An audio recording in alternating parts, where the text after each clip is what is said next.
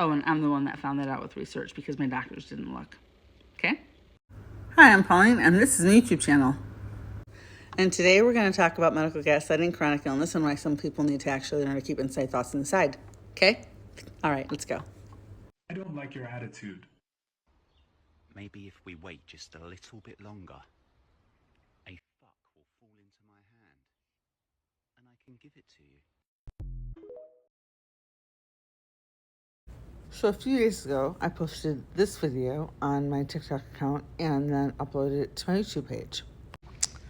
And then this little gem of a keyboard warrior decided he or she was going to post a comment calling me ignorant and annoying and telling me that I should just not bother going to the hospital, stay home and self-care as often as I can because, I'm a little too far deep into the WebMD thing. No, not really. First, I'm going to share the comment, and then we'll get into the rest. And this is the part where gccakes decided to tell me that I'm annoying, read too much WebMD, and that I am the worst kind of patient. Not quite sure if you're in the medical field, but let's just say I'm sincerely hoping you're not. And here's my reply to GC Cakes, not GC Cupcakes, explaining exactly why chronic illness and rare disease patients need to know as much as we do about our conditions, because that's how we stay alive in between the months or years it can take in between appointments. Pause to read. And I make sure to explain medical gaslighting as well as go a little bit further into why we need to learn as much as we do about the conditions that we live with on a daily basis. Because we have to know that's how we stay alive. Now, I will be the first to say that anyone has the right to post almost anything they want on my page or my TikTok account. It doesn't matter. Free speech is free speech, and I am, at heart, an old school journalist. That being said, it doesn't mean that I don't get to tell you that you're wrong, because I'm also right. When it comes to the sources that I use to look up the information that I am trying to find, I outgrew WebMD years ago. To me, that's training wheels on a bicycle. No offense to WebMD. What I look for is the NIH, JAMA,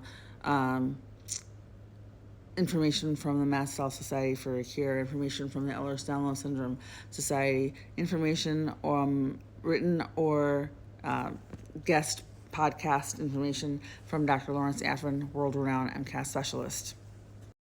I know how to read peer-reviewed medical journals. I know how to translate scientific and medical speak into layman's terms so I can reread it for the general public at hand. And I also have basically been using my writing abilities and my research abilities to figure myself out, because as I said in my comment to you on YouTube, I knew it was going on about 10 years before the doctors caught up. I wasn't wrong on anything that I suspected I had. I never officially self-diagnosed with anything. I waited for doctor's confirmation. However, I was right with everything I thought I had. I was just caught by surprise by about 4 or 5 chronic illnesses and an autoimmune disease that I didn't expect to be coming. So, there you go. Now for more information you didn't ask for, but you're going to get because you commented on my post. Yay! It's education time, okay? All right, cool, yeah. So my doctor asked me to write up an entire individualized list of all of my allergies, all right? Because I have 3 major allergy families: latex allergy, coconut allergy, independent of latex allergy, because it can also be comorbid to latex allergy because they share proteins, and latex, and because coconut is on the latex allergy fruit syndrome list according to the Allergy and Asthma Network. You can check that too if you want. And I'm also allergic to something called ethylene diamine tetrachloride. I can spell that for you if you want, but no big deal. That means I'm allergic to everything from corticosteroids to medical lubes and waxes and antihistamines and natural latex. Okay, so why am I actually bothering to post here for you? It's not actually for your benefit. I hope that you listen and maybe open your mind to maybe, practicing empathy when it comes to other people's experiences. Even if you're not going through the same thing, you can empathize instead of pointing fingers and saying, hey, you, waste of space, don't bother coming to the hospital. I try to actually avoid the hospital at all costs because the times I've gone, I've either not been treated with anything at all because they don't have anything they can treat me with because I'm allergic to that many things. I have over 150 allergies that I have so far documented for my doctor at his request because he asked me to do this because he trusts my research skills, okay? Because he knows that just putting the 3 major allergen families on the list isn't going to be enough. When I had upper endoscopy done about 6 years ago, because they actually have to lube those scopes that go down your esophagus, right? Ethylene diamine tetrachloride is on my medical records. It's been on my records for 17 years. I thought that I had thought everything up that I needed to make sure of and clarify with doctors beforehand, but I wasn't even thinking about how they were going to get, how to get the scope, into your esophagus and the use of waxes and or lubricants for that to happen. Guess what? Ethylene dichloride. Yeah, my airway slammed shut. They had to actually stop the procedure, immediately remove the scope, and rescue me. I'm the one that told the doctors that what caused the problem. They didn't know because nobody bothered reading the ingredients. So my research skills are the reason that I actually am still here, 100%. Do I think that I know more than doctors? Some. I actually do know more than some. And I'm not talking about everything. I didn't go through medical school. I didn't have a residency. I don't have any certifications. But you know what? I have 17 years of trying to actually stay alive.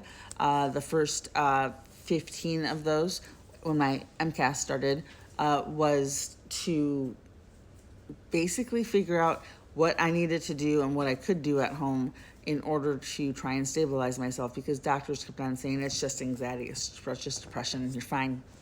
Maybe try some yoga, try reducing your stress levels, no big deal.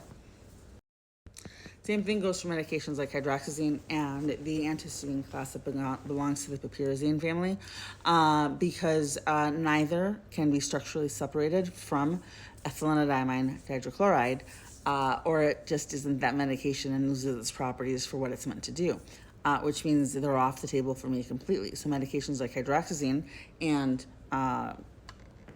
loratadine, I have a bottle over here somewhere. I was actually prescribed for many years the loratadine. I was on that for years. I have had multiple reactions where I didn't know why I was having reactions. Might have been the MCAS, might have been the loratadine. But guess what?